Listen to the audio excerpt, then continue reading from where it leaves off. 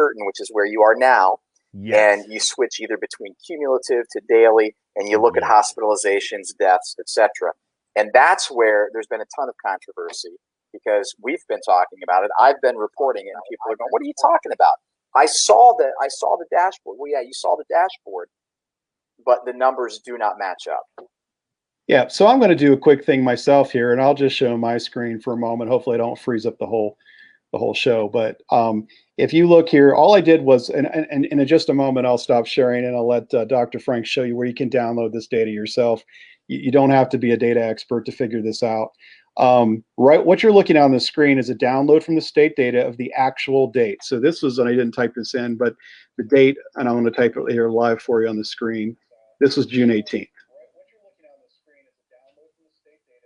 And hopefully you can hear me still. Yep. I can hear you. Okay. All right, great. So you can see June 18th there. This data I downloaded on June 18th. I went back in and I downloaded the exact same days on June 20th. So on June 20th, I did another download. This is still June 18th. So what you're looking at here is still the same data taken 2 days later. So the day that it was published, what was actually in the newspaper and what was actually on the dashboard where we just saw 729 for today was reported as 700. And so the day, June 18th, the governor and the papers say there's 700 new cases. The actual number of new cases on January 18th was 4. 2 days later, it's still not 700, it's now 213. If you went in today, you would see that the number was 453 or 4, something like that. And what you're going to see is, and you can see it right here. All right. So as we go back, and here's June, here's June 17, here's June 16. And if you're an Excel person, hey, Brian, why don't you just go and just take your mouse and just drag it down. And then we can just see the whole progression. And we're going to not fill the series. We're going to do it the other way because I did it upside down. So Dr. Frank's laughing at me. He's like, rookie mistake. Hey, as you're doing that, I want to tee it up real quick. As you're doing that, we're gonna, in just a moment, I'm gonna start weaving in a couple questions that relate to what you're doing right now that we got. Okay, fantastic, fantastic. So again, this is not rocket science. This is the kind of thing that as a matter of fact, most people are better at math when they're little kids. That's what I found out. So somewhere between the 5th grade and the 8th grade level, this would be a great little project, maybe even 4th grade, where you go in and you just kind of say, hey, I'm looking at the difference. Please do the math for me. This minus this, and do a quick percentage and tell me what the difference is. Or you can just kind of eyeball it and you can see that, all right, June 18th, June 20th, obviously they're updating the data, right? So here it is. It's updated from 4 to 213. It's updated from 138 to 329, 258 to 431. And you can see now as we get farther back, 1, 2, 3, 4, 5 days, look at the difference, how much it shrinks. So on about the 5th day, and I've been watching this for 2 months, it's pretty standard. On about the 5th day, I'll call it calm down. It settles down. There's not as much reporting of data going on. And you can see that the difference is it's pretty standard. It actually starts to shrink to the point that where you get back to the beginning of this time period around day 18, 19, look at this phenomenon. So here's what it was reported on June 18th. Now it's reported lower. So they're actually showing, this one's actually about the same. And so the date that the June 18th is now, if we go back far enough, you can kind of see how it flips back and forth. So anyways, just to kind of illustrate, the other part about this is that, I'll go back to Dr. Frank's screen a moment. It shows the average number of cases around 450. One thing that you're not going to notice in any day during these 21 days, do you see a date where it breaches 450? Not even once. Not even once. And yet, if we go back over to Dr. Frank's screen where he's showing the actual, and let me see how I do this here. I'm going to stop sharing my screen, and we're going to show your screen. Okay, can you go back to I want to go back to that dashboard. Yeah, I'm on the dashboard right now. Where you're just, I'm anticipating you want to show cases. Current trends. I want to see current trends. Oh, current trends. Sorry, I'll get you there. Here we go. While you're transitioning there, I'm gonna put this question out there that you can answer in just a moment because we're waiting for it to populate. because I know the answer from both of you, and you can both probably answer it in a minute. All right, once we cover this. Have you talked to DeWine about this data? Brian, you've shared some data, and Dr. Frank, you have. Once we go through this graph, I want you to both answer that question. Has this information been conveyed to the governor? Good question. So Good question. Are we populated, Brian? Yeah, we're populated now. So what I want you to see here is and I'm sorry, we need to go to the overview tab. If you can go back to the overview tab. But well, I'm sorry, this is fine. This is fine. Let's just stay here. Okay. Kind of jumping around on you a little bit. Hospitalizations, deaths, cases. Those are cases. Well, all right. So you were making, Brian, is it never went higher than 400, and here it is showing at 729. That's the point you were making. Yeah, the point, and even on the averages. So when you look at an average, that means you have to have X above and X below. Yes. Right? Right. Okay. So we just look at the actual total data, and at no point in 21 days has it ever breached 455, and yet we're showing that as a trending average. And yet it's saying that's what the average is. The average. Not only is it not the average, it's not even the peak. It's not right. So here's this is the problem, because they're using reported dates. And so in our data set, we have a 729. On Thursday, we have a 700, and yet we saw the actual dates going back 21 days. And I just had somebody from another, and I won't name names, but another major news outlet tell me that they had some infectious disease experts tell them that reported dates was the best way to report this data, and it was the most accurate. And I'm trying to point out this simple fact that you can't have an average of 455 when you've never had a single day in 21 period that actually had 455. So it just drives me crazy. So before we answer that question, I want everyone to know how to get the data that I was just showing you in that download. So can you scroll to the top there, Dr. Frank, and show everyone how to do the CSV file? Oh yeah, you go to the first page of the. You scroll to the top, you can get to it, right? Yeah. And is that where the onset date is, guys? That's correct. Yes. Because that's the important question that we're getting asked. Where do I find the onset date? Because that's what seems to matter. Well, when you first pull up that CSV file, can you see it? Did it populate? Can you see the page yet? We're on about a 1 minute lag. It's not there yet. Okay.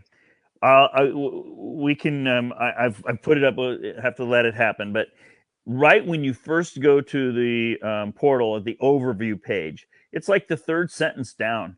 It says download the summary CSV file. You can download those data, and you can see all the onset date data. And they don't give you onset date for they do for deaths. They did. I don't remember, Brian, if they. For deaths. I'm going to go ahead and share my screen just because we seem to be having a big lag, and mine so far we haven't crushed. I haven't crushed everything yet. Yeah, go ahead and take over, Brian. But we'll see. Yeah, you seem to be updating faster than me right now for some reason. Well, I was. So real quick, while it's clocking, I want to point out one really critical factor, just to summarize, because we've all been asked this question probably more than 100 times, literally. Where are you getting all this data?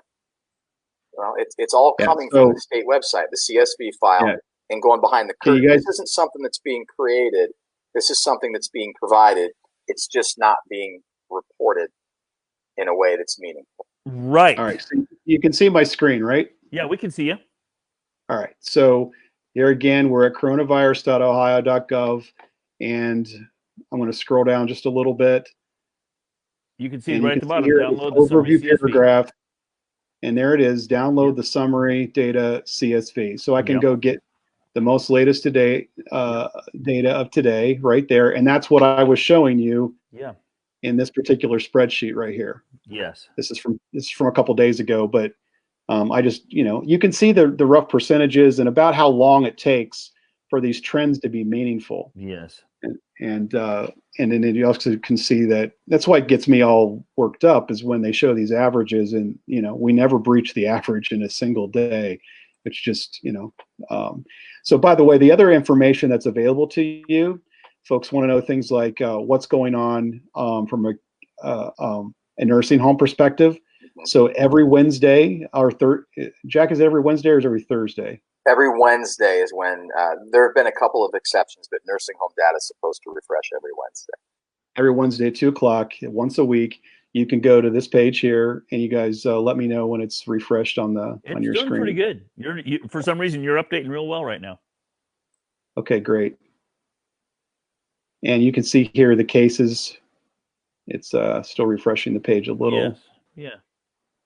Okay, but it's going to go nursing home by nursing home. Now, one of unfortunately, they have not taken the nursing home data and worked it in with the case data, which this is where Dr. Frank, you and I were talking about how if we're going to follow epidemiological waves of infection, you kind of have to understand that the ping pong balls, or see all these advertisements for ping pong balls hitting these mouse traps and everything blowing up, or people will line up matchsticks and just say, oh, if you just remove one matchstick, well, that's not how it works. These cases are not out in the population.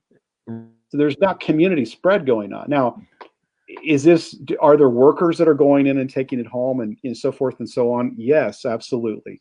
But do you want to talk about viral load right there, Brian? Is this a good time to talk about viral load? It's as good a time as any. So what's going on in a nursing home is you're getting intense exposure from a worker to a resident, or vice versa. Same thing that happens in a hospital, regardless of PPE and so forth. They're getting more significant exposure. The concept of viral load, Dr. Frank, you could speak, because you've been doing this work with folks all the way back to the AIDS crisis, but that's where I first heard about it, and that the drugs that they put out were suppressing the immune system in a way that I can't explain medically, except to describe what a viral load is, and getting the amount of virus in the bloodstream, or the amount of virus that's in a droplet, to be low enough that the human body can handle it. That's the best way that I can describe it in layman's terms. I've said this a lot. It's like if you go out in the rain and you get a drop of rain on you, you would test wet, but you're not going to change your clothes, and you're not going to pass that on to somebody else that is just walking by you on the street, or even walking in close contact. If you're out in a rainstorm for a couple of minutes, you're going to get drenched. And so now if you can kind of use that analogy, it's helpful to kind of understand what the concept of viral load is.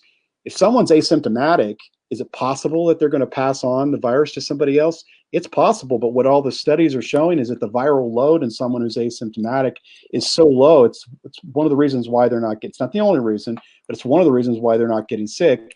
And possibly, and if we're talking in the realms of possibilities and rares and what might happen, possibly it may be just the very reason why they're not causing someone else to get sick either. They might cause someone else to test positive, but it doesn't mean that the other person is going to get sick any more than they're getting sick. So this whole concept that there's asymptomatic people roaming around making everybody else sick, while it's possible, the CDC site, the World Health Organization, they all say that while it's possible, it's not the most common way. What they say very clearly is it's somebody with symptoms that are the most likely to be passing it on. Certainly. The people that are sneezing and coughing. Yeah. Right. Excellent. Well, thank you for explaining that. I thought that was critically important, and I think it actually translates to what we were talking about with congregate settings, nursing homes and prisons, and then certainly, I mean, if you were to add nursing homes, prisons, and healthcare workers, I mean, that's the bulk of it. I think a couple of weeks ago, I had a chance to talk with Representative Grendel, who drafted House Bill 624, which is going to require the administration to really round out the reporting of COVID-19 and to provide more transparency. But that was one of the things that she talked about, was that at the time, I think there were just over 400 deaths. Now, let me pause there and say, every death is bad, okay? But when we're talking about an epidemic or a pandemic, if the community number out of 11.7 million is 400 outside of congregate settings, that is what it is, but it tells a heck of a lot different story than what we've been hearing, and it certainly doesn't reflect the ping pong balls and the matches, to go back to your point, Brian. Well, yeah, so we started off in Ohio, and Dr. Frank, when you've looked at the other states, I know nationally as well, we all talked about flattening the curve. In Ohio, the peak cases were supposed to occur in early April at 62,000 cases per day. Yeah. What's the positive infection rate been in Ohio and across the country? Is it pretty standard? It's pretty low. Yeah. And I don't calculate that number directly. But I can tell you that it's not as infectious as in some ways as we think. It's like, I like your example of the viral load thing. Why was it such a problem in New York? Well, because people are standing nose to nose 15, 30 minutes a day, twice a day, breathing in each other's face. They're transmitting like crazy. Whereas, when do we do that in Ohio? We don't have that kind of dense daily exposure. So the rates differ across the country quite a bit because of that. So it's to calculate an average doesn't make sense, is I guess where I'm going with that. Right. It might make sense to talk about that within a specific city or a specific hotspot, but across the country, there's so much variation. It doesn't really make sense to me. And it's your point about if you look at it, an average though, from the national data, I believe it was around 10% starting off of an infection rate. So you get a case, you measure a case, and what's the so it'd be about 10% to the number of tests. I have a rule I teach the people on Dr. Frank models where if you have 100 infections, 30 of them exhibit symptoms, 6 of them go to the hospital, 1 of them dies. And if that's what it's a wild population, that's what you're going to get. That's what you found through the national data, state by state. It's been pretty consistent. The other number that's been pretty consistent has been the infection rate per case per test.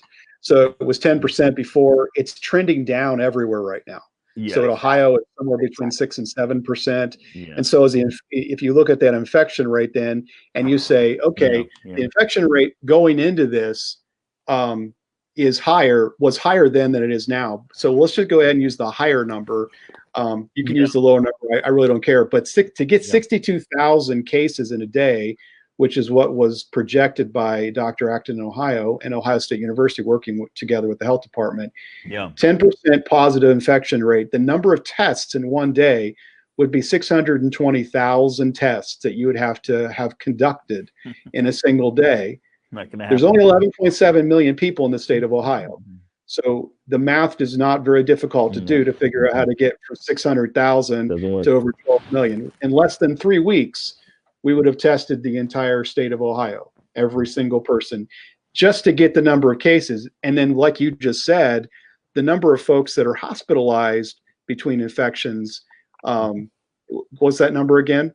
6 out of every 100. 6 out of every 100. So you start to do the math, you can realize, and this is what hit me right up front, is that these numbers are statistical impossibilities. First, and you could never prove it. We'll never prove it, and we could never prove. People are like, well, it's because we didn't have sufficient testing. I'm like, you could never have had enough testing. Never had enough. No. And by the way, those are all point in time tests as well. They're all point in time. And that's a distraction. That's a distraction from the real meaningful data. Anyway, it really is. Well, when I had a chance to testify before the House, I think Grendel's husband called it a red herring.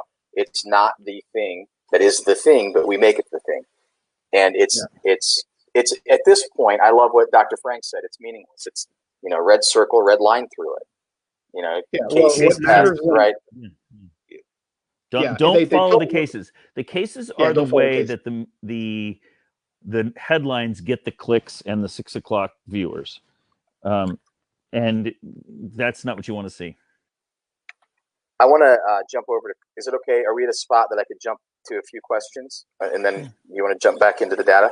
I can pull those up on the screen right now. I know one of them here is, let me just pull this one up and then anybody can, I think I actually put this on the screen. There you go. Perfect. How about this? Let's see what happens here. We need to make Brian Blackburn a producer. Hi, Kim McCreary. Do you have access to the onset dates so we can look at the data and not the message that they're trying to sell us? Great question. I can answer that.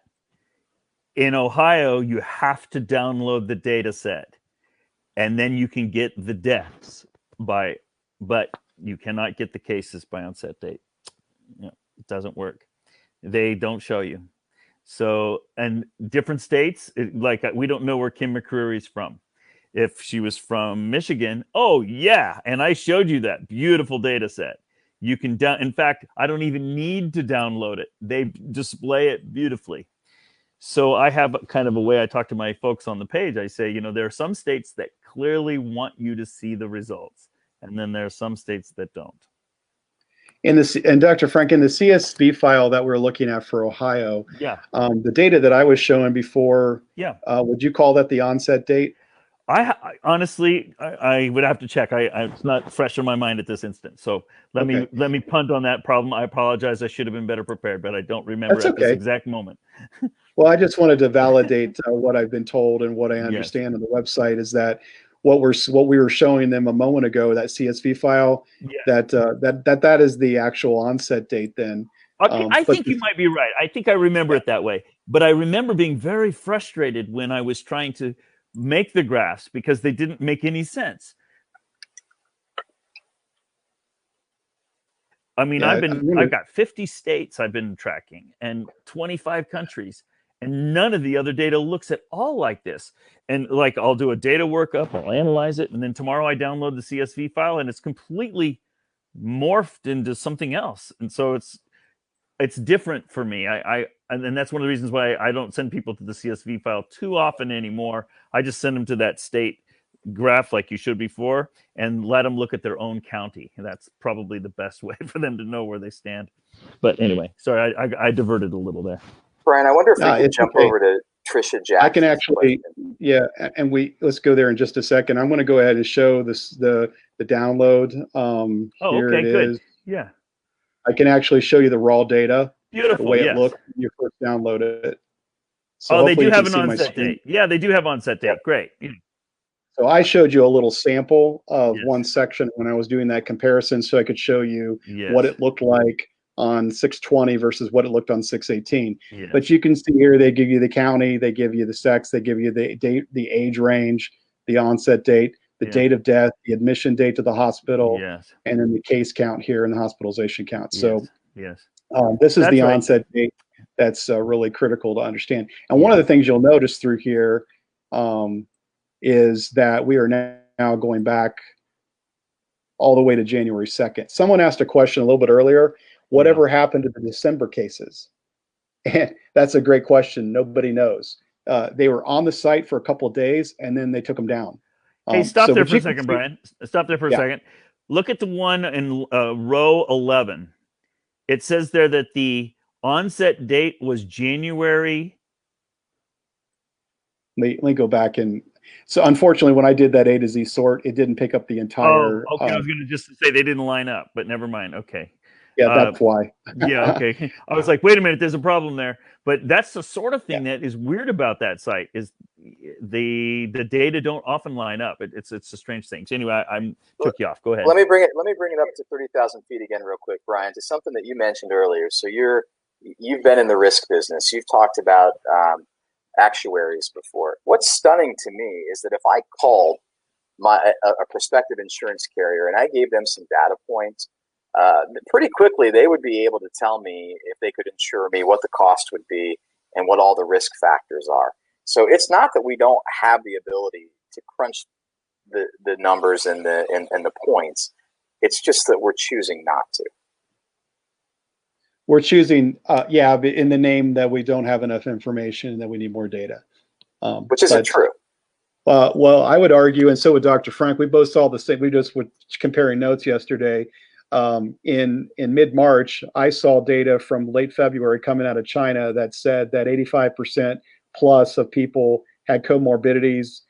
China had 98% of people had at least one comorbidity, and 75% had 3 or more comorbidities. And we saw the same from Italy.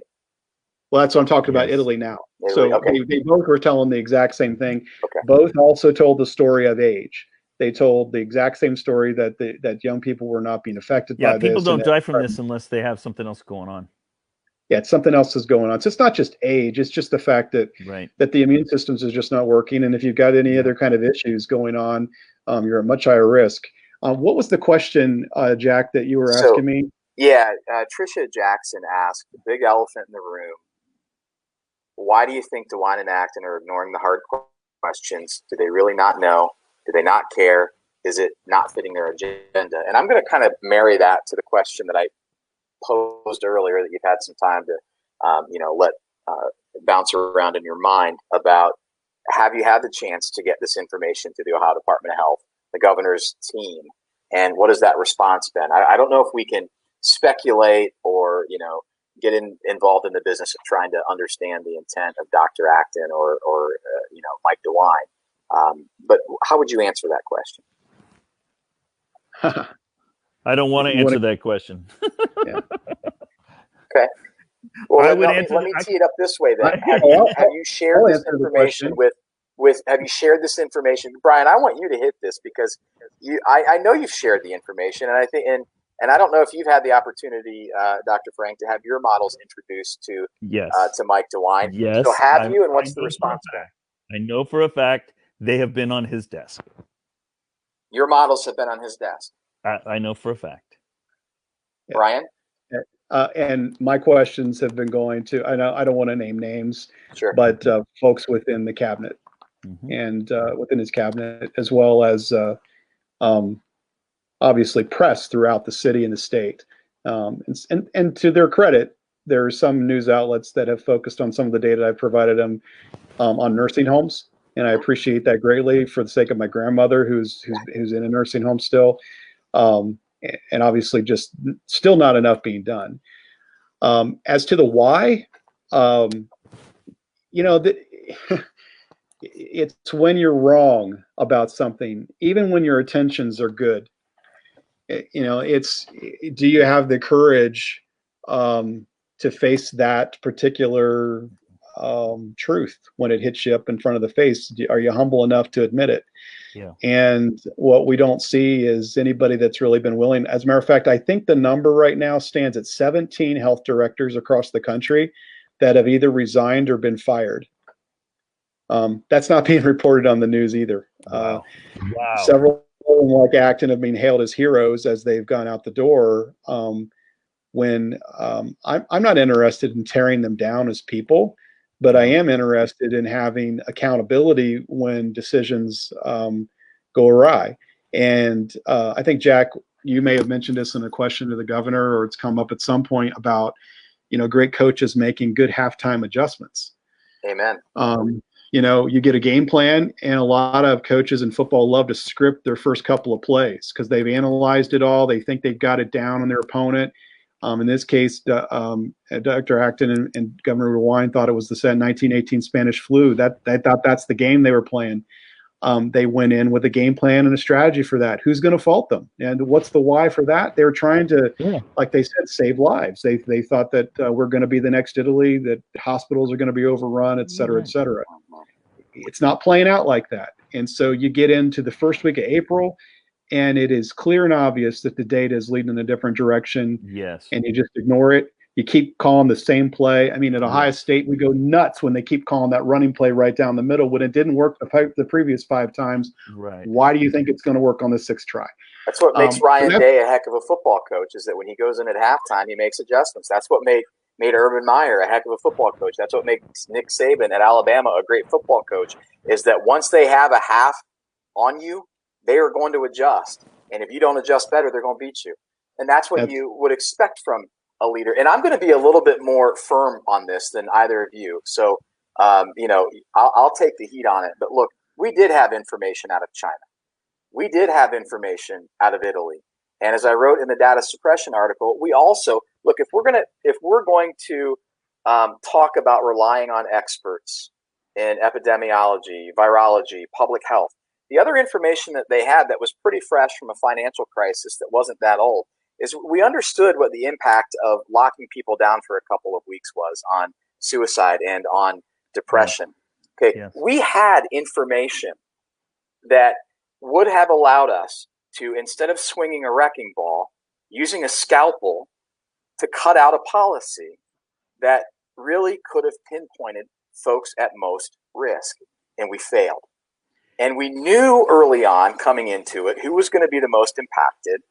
And I mean, I talked about the affidavit. I talked about the modelers saying, look, we knew that this was starting to decelerate then, but we continued down the same darn path. I'm not okay with that. I respect both of you gentlemen for being kind about it. I'm not going to be as kind, because when you're in that position, you are a steward leader for 11.7 million Ohioans, and you better show up every day. Some of the states did really well. Sorry, I'm off the soapbox. Oh, that's okay. When you're looking at it, and people will say, "Well, that's just hindsight's 2020." Right. Well, you asked your part of your soapbox, the first 2 or 3 sentences. You talked about the secondary impacts from quarantines. Okay, those were things that were well known. And before you tell people that you're going to do X in order to see Y happen, in this case, we got to stay home. I'd also tell people that with the last SARS crisis that happened, which turned out to not be as big of a crisis as they thought it was going to be, but SARS-1, 35% of the people that went into a 14-day quarantine. Okay, this is a more public information. You can go out and search on the web, SARS-1, what happened with it. 35% of the people that went into just a 14-day quarantine had either depression or post-traumatic PTSD symptoms. Yep. And so we know that we know this. So you know certain things about other epidemics. What happened with the 1969 outbreaks? What happened with, we've had the idea that this is a once in 100 year, and that's the only data points that we could draw from is really that's disappointing. And I'm gonna hit that too, and then we're gonna transition and answer some more questions. But look, those draconian measures worked in 1918 because that's all they had. I mean, we didn't have drugs that could stave off infection. We didn't have therapeutic drugs that could knock off some of the most gnarly symptoms associated with this virus. We didn't have the ability to communicate. We didn't have technology. We did not have advancements in medicine that we have today. So the fact that that was our North Star is a little bit confusing to me. One of the things that I've talked about on the pages is if we were doing this as a grand experiment, we would have controlled everything, and we would have said, okay, let's do this in this state, and let's control for that factor in that state, and do different things, and we would do it as an experiment. But we didn't. As a country, we just kind of reacted quickly and hunkered down. And so we've sort of botched the experiment too. So a lot of our opportunities to learn some things are kind of lost. And people are not going to be able to make really strong conclusions from a lot of this, unfortunately, because we didn't really do good controls. So it's like, I love what Brian was saying a little bit ago. He was saying, look, we did a shutdown. Can you see it in the data? Can you see an effect? All of the studies say, nope, that we can't do it. And the reason is because we didn't do the experiment right. So there's sort of a botched the experiment. We didn't do good controls. So, SARS, you can look back better and learn from that, but we didn't seem to apply the lessons we learned. Can we, would you all mind if we talked a little bit about, because I'm looking at some of the questions, what does the data indicate for who's at risk? Are we going to have another surge in the fall? And, that second wave, is it going to be, worse, not as bad? And then someone also asked, I'm throwing a lot at you, but we can kind of, Brian, if you can look through them and decide which one you want to choose. But can we comment on symptomatic? And that seems to be the basis for mandates. Those are some of the hot questions I'm looking at right here. But I don't know which one you want to pull up, Brian, but I think one of the hot ones is the easiest one I can pull up here from Scott Loper. He's asking, can you please explain asymptomatic? And by the way, it's all one word. And I encourage you, this is one of those kind of medical terms that is really good to educate yourself on things like viral load, asymptomatic, understand what mortality rate means. There's some terminology that's being thrown around the media like it's rocket science, right? And it's not. These are very simple equations, that you can do on your own. Asymptomatic simply means that someone who is carrying the virus. I have an easy answer for that. It's not showing symptoms. But I'm not hearing Brian right now. You're not hearing me? Oh, now I do. Yeah. Okay, you're back. You've kind of faded in and out a little bit there. I don't know. I think my family's listening. They must be hogging the bandwidth. I was explaining to people that asymptomatic simply means that you're someone who's carrying the virus who's showing no symptoms. And that would for the 136 and 100 people get infected. Yep. 30 people show symptoms. The other 70 asymptomatic. Yeah. They have no symptoms. Yeah, and then if you blend in folks that have mild symptoms, yeah, for instance, the dispatches today were sharing with me that their understanding was, this is what they've gotten from the state, is that 80%. The number in some data sets, depending on where you're looking, can be as high as 90 to 95% are either asymptomatic or mild symptoms. Yes. And so that's what that means. And so if it's so, the question from Scott here, he's trying to understand, other people are as well. If the virus is so mild to so many people, why is everybody still freaking out? And I see a couple of other questions on here similar to that. And it's because of the concern, always has been, that's why they locked the schools down, is that asymptomatic carriers can make other people sick. Yep. And so that's why this concept of viral load is so important to understand. Yes. I've read a couple of studies just this past week coming out of other countries. We're not hearing about it too much in the United States yet, that asymptomatic carriers have such low viral load that's why we don't need to be as concerned about it, and why you're seeing the numbers of hospitalizations so consistently drop across the country. Because even though people are continuing to test positive, that means, yes, they do have the virus in their system. These asymptomatic folks or mild symptomatic folks, the amount of viral load is so low that it's not causing them to get sick. You want to understand more about that, go talk to your doctor. That's about all I'm going to give you. But if you go out and look at viral load from a data perspective, there's actually data from viral load associated with the tests. So if you go get a COVID-19 test, there is going to be a viral load data point associated with that that we could be tracking. And my hope is that somebody out there is tracking it. I haven't been able to find, other than a couple of studies that have been done, but these are good studies. They're solid studies. New England Journal of Medicine being one of them. I saw another one in the Lancet recently.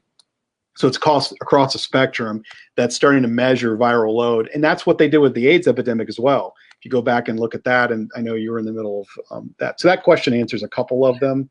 Yep. And someone else said, if you're asymptomatic, would you still test positive for antibodies? I've seen a lot of a lot of questions around that particular one. The most common answer has been yes, but that doesn't tell you that you had enough of the virus in your body that you got sick or that you're immune either on the other side of it. There's not enough data to be able to possibly know that. So there are unknowns, and it's not like we're sitting here telling you that, oh, it's all okay and no one's ever going to get sick and people aren't dying and this isn't a bad virus. So I'm looking at some other questions on here. Can we take a look at what's happening in Utah? Do you have the Utah data, Dr. Frank? We could take a live one here, a live question. Come take a look at what is happening in Utah. Have you looked at the Utah rate data recently? If you haven't, I'll just say maybe you could follow up on it. I've been posting pretty regularly on Utah. Okay. Utah has a problem. They have the part of the Navajo Nation in there, and the Navajo Nation is having a massive infection. They're right at their peak. They're right at their Cat 5 right now. And so one of the problems is when you refer to states as a whole, it's really the wrong way to talk about it, because the numbers are all convoluted together, and what you really need to do is go county by county. When the wild epidemic is across the whole country, of course it makes sense to talk about a whole state. But when the fire's gone and you're just dealing in hotspots, to average in a big city with the rest of the state doesn't really make sense. So in the case of Utah, for example, you shouldn't think about it as a state. You should think about it as a group of counties, and let's look at each county. And that would be an example there. And that was the case in New York as well, right? I mean, there were like 5 boroughs, but it was really one area that was, the hardest hit. Yes. Right. It's one section of Queens. Italy was the exact same way. It wasn't the whole country. It was one small section of northern Italy. Ohio, we ended up on the map in mid-April with one of the quote unquote hot spots in the whole country. As a matter of fact, we had two. We had two of the top, see if I get my numbers here right. Two. We had two of the top counties or hot spots in the entire country in Marion County. And everyone around here locally knows what happens. We went in and we tested the entire prison population of two prisons. Right. They stopped testing prisons after that. But back to the conversation earlier, drove me nuts because they dropped that little set of data into the entire data set, which caused the 21-day average to go haywire. For about 5 days in the media, you saw these average cases that were just extraordinarily high. And so it causes ripple effects when it's just that that's the other thing I beg the state to do is to please, when you test prisons or you're testing nursing homes in a focused way, similar to Utah pulling in Navajo Nation data in, they need to set that data off to the side because it is not representative of community spread. And that's what everyone's worried about is community spread, not they went in and they tested nursing homes or they sent the National Guard in and we've got nursing homes being tested, or that data is critically important, but it sits over, here, and the other data, community spread, sits over there. And when we look at the ping pong ball TV commercial, they don't separate out the ping pong ball mousetraps by congregate setting. They make this massive assumption that all people are equally potential to be contagious and equally potential to have negative outcomes. Let's take this one. What's another question that we had up there? Yeah, Lori, we answered hers already, and you would probably still test positive. Yep. So I want to talk about this virus running unmitigated, and I want to then pivot to what that means for the fall. One of the things that we've heard, not predominantly, but that we've heard, is that we have cases back in early January. Now, we suspect, and I'm going to say that we suspect, so this is my opinion, that this was here running unmitigated in December during Christmas, New Year's. So we have, December, January, February, March. We looked at the curve earlier. We saw a deceleration before any policy was rolled out. So that being said, it seems like there may have already been a round or two with this virus. Does that impact, Dr. Frank, the fall? How does that translate into the fall? And then I'll ask a question about schools. You need to repeat that last sentence that you cut out. I want to know if this virus being here running unmitigated for several months means that we've already had a couple of surges. That's a word that they like to use. And then how does that translate to what we might expect in the fall? Yeah, the example I like to use for that is like New York. Imagine all those people on the subways. They've all got infected. They've all taken it home, and everybody's who was vulnerable got infected and passed away. Sadly, and now imagine us in the fall. Those same people, or a bunch of them at least, are on the subway again, but they are carrying antibodies. They've already had it once. They're not carriers anymore. So now fewer people are getting infected, fewer people are taking it home, and fewer people are vulnerable when they get it there. So the wave, the second wave, is much lower than the first wave. Or imagine like the second time the fire goes through the forest, all the tinder's gone, the first fire. So there's not a lot left to burn. There can still be some, of course, because the fire might have missed a good chunk of forest the first time. So I'm not ruling out that there could be another wave that's significant, but for the most part, we lost his audio there. In New York especially, that's a bad one because they've really exploited the subway vector, for example. Now, if you think about that in terms of Ohio, first of all, you guys, I think when you say fall, you're talking about schools, or you're just talking about the next flu season. If you're talking about schools, kids are the worst carriers. They're healthy. They don't have, the more immune system you have, the less vulnerable you are to become infected and and be able to disperse it. So kids are not very good carriers anyway. The reason we'd be worried about with schools is because they can spread it among themselves and then take it home, and grandma and grandpa can get sick. That's what we should be worried about. Well, and that's what they have been worried about, and that's why they shut the schools down in the first place. Exactly. And so to answer both of those questions, again, it gets back to understanding viral load and the kids carrying enough viral load in order to transmit that back to mom and dad or grandma and grandpa. And the answer so far across the globe is no, that they are not. They're and not so, carrying enough. Exactly. So are we saying we're not going to have a second wave? No, we'll have a second wave, but it's going to be harder to spread it this time too. Well, and we've talked about this a little bit in terms of congregate care settings. So when you're talking about the forest fire in this scenario, again, it's not all 320 million people in America that are equally susceptible to this. So some folks are saying, well, we're not reaching herd immunity, and they're doing 320 million times, 70% in order to try to get to the herd immunity number. I'm like, no, look at the folks that are actually going to the hospital and dying. Okay, it's in a very small segment of the population, 1% of the population, to be exact. Yep. And that percent of the population has been heavily exposed to the virus. And so has herd immunity been reached in the entire population in the country or in our state of Ohio? No. The answer would be no, because it's not equally exposed to those groups, and never, ever will be. You're not going to have community spread to all nursing homes or to all 80-year-olds across the country. So we're thinking about this in such simplistic terms, it drives me nuts. You don't have to be a rocket science to figure this out, but you also don't have to paint the picture so simple that you drive everybody scared and you drive everybody to stay home. So the answer to the question, will this virus be with us forever like the flu season? Well, none of us are medical doctors, but we can tell you this, that every other virus that we have studied in the last, I'll just say 60 to 70 years, is still with us, okay? Right. This includes other major epidemics like AIDS. In the 80s, when I was a kid, and AIDS was, and I know Dr. Frank, you were part of this picture as well and doing studies and so forth we mentioned earlier. And you didn't know if you could touch somebody, and so we've back then we didn't understand, we didn't know. That virus is still with us.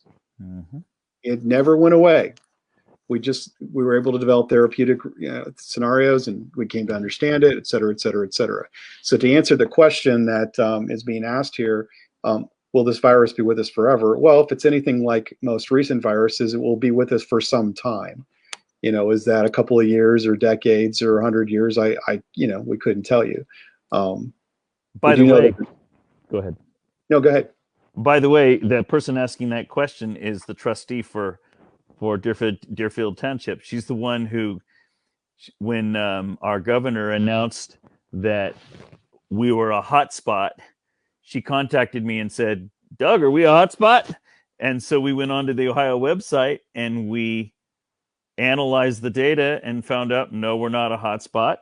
And then she's the one who complained up to the head county person, and they complained to the state, and the state's withdrawn their comment.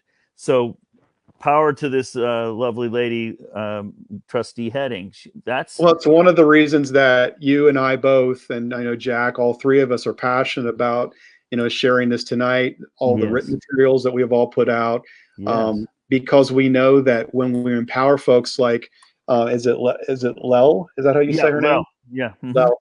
Folks like Lel, who are in positions of influence within our government, they have the power to help make decisions that are going to help people not stay home when they're sick for other reasons, not have people stay home because it's nice to have people fighting for.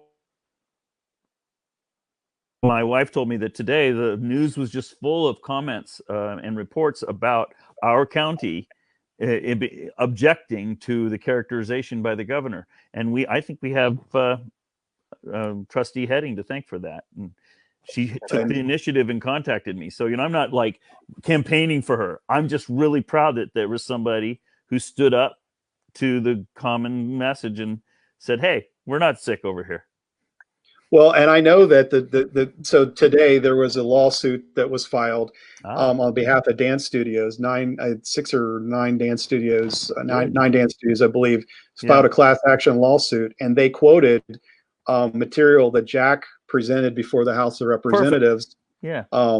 In using leveraging data that both you and I, Dr. Frank, have helped provide him and others as well. Yeah. And so those efforts are not going to waste right now. They're helping to make a difference. So this whole question about what should I stay home until there's another comment that Lel makes here is a common one. She says, I think it's important for people to hear because I know people that are staying in their house until they get a vaccine. I mean, folks need to understand the flu vaccine is anywhere from 30 to 60% effective. So just let that sink in. If you're sitting around waiting on a vaccine for COVID-19, let's say it's 50% effective. Yeah. Are you going to roll the dice at 50% effective? Let's just think about the percentages. Let's do a data test, right? So if the virus is 99.98% survivable, right, which I believe is at least the number. Yep. I think Dr. Frank's going to put this on a whiteboard for us right now. I think he's about to. Okay, so 99, whatever the percentage of there is, and then so we got to take the inverse of that, right? So it's 0.02%. 0.02% chance of dying, and that's on the upper end. It's actually lower than that, but we'll go with the upper end of it. And then you get a vaccine that's 50% effective, so you've now lowered your chance of dying from 0.02. Sorry. I can't hear you. Sorry, I'm fading out again. So I don't know what you're saying, but I'm having fun listening. I'm back. Am I back? We're having fun with this now. So it takes the percentages, obviously in half of whatever it is. And in terms of your likelihood to die from this and hospitalization, people say, well, you get really sick. Okay, let's go with that. The number of people that get seriously ill from this is 2%. Okay, but that's only within a certain age group. Yes. And only within a certain comorbidity. If you're under 19 years old, you literally have a better chance of getting hit by a vending machine and dying than you do dying from COVID. I mean, those are real numbers. Getting struck by lightning twice, that's another one I've heard those types of things. So these numbers, if you're talking about a vaccine cutting in half your percent chance of getting this virus and getting seriously ill, it's going to take you from 2% to 1%. You still have a 1% chance of getting it. So are you afraid to go out? And at what point is the risk low enough to say, okay, so are we really waiting on a vaccine, or are we just waiting for it to be a risk-free environment? There's no vaccine for AIDS, 1. And 2, the social contract was flatten the curve and ramp production or ramp capacity for hospitals. It wasn't, we have to eliminate all risk. Look, I'm not can't eliminate the risk. You can't eliminate risk. Yeah, sure. And Dr. Acton and Governor Wine both said that we're not actually eliminating deaths. Any epidemiologist will tell you that the concept of flattening a curve is not to eliminate deaths primarily from the virus. It's to push them out so that you don't overwhelm the healthcare system. Right. And therefore, we never even came close. Right. Because the idea or the theory is that you're going to cause more deaths by lack of healthcare. That's the only thing we're looking, and we've already shown, what the scenario is from a hospitalization and death perspective. Right. The Ohio problem right now is no plan. We've got no plan. There's no plan, and the other thing that we don't talk about and we don't give credence to. Look, for every 1% increase in unemployment, there's also a 1% increase in suicide. And then you can talk about PTSD. You can talk about mental illness. You can talk about all these other things. And, it's kind of like pushing a beach ball down in a swimming pool, right? It may be down here, but it's going to pop up somewhere else. You can't eliminate all the risk. And that doesn't mean that life isn't valuable. But, we've heard a lot over the past several weeks, and you've even seen it on the videos that they play during the press conferences, where they're really trying to play up this whole idea that this is nasty and you could be in the hospital. Well, so is pneumonia. So are other things. And again, I'm not downplaying this. This is a virus that has killed people. Nobody's downplaying it. And it is novel.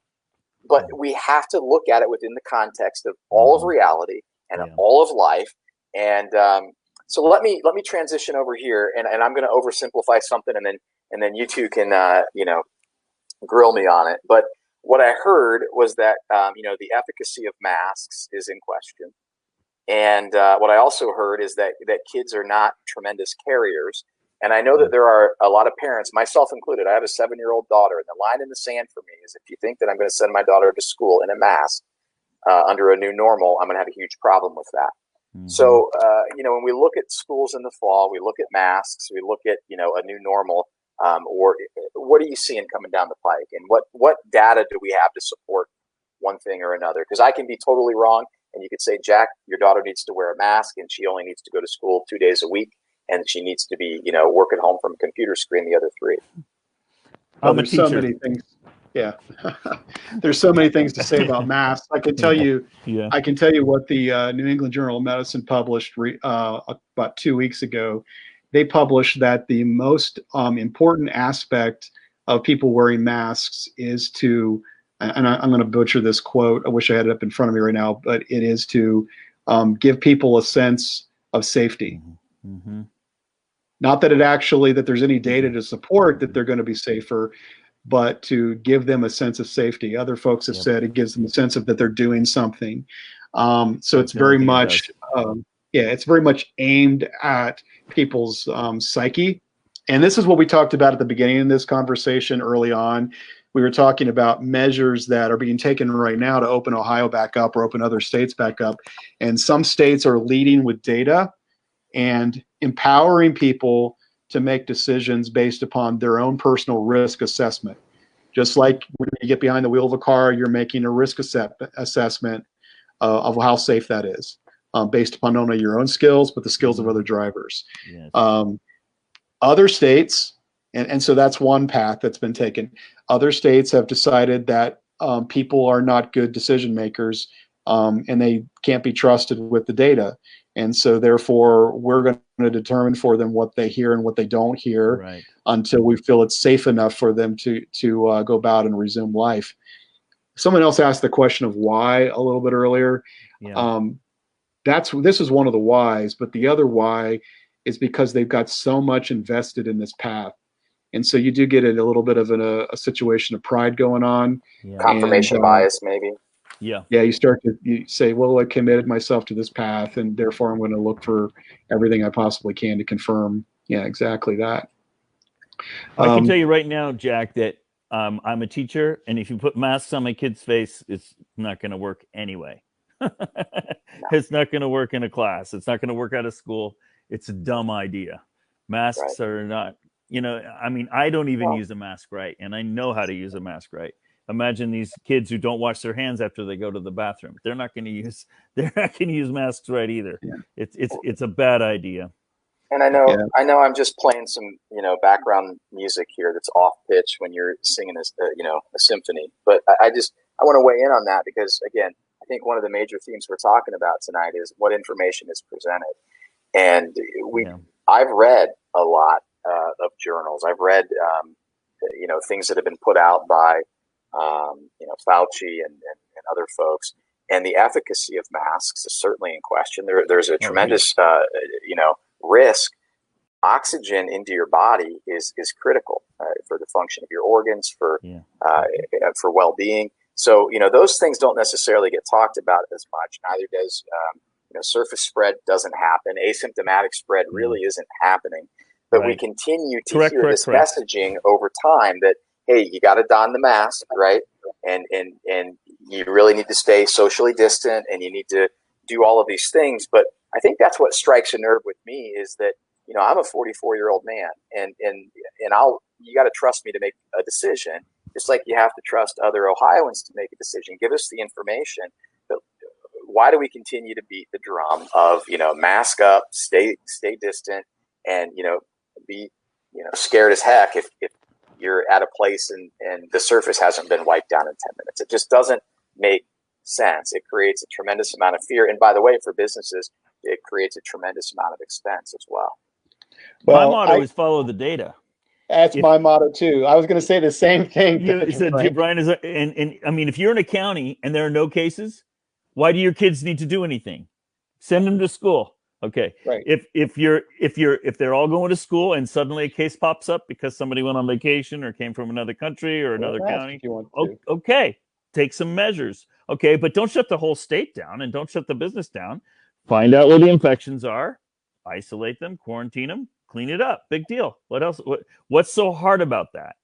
Yeah, and wait for there actually be an outbreak. One case is not an outbreak. Yeah. You know, wait for someone to actually get sick.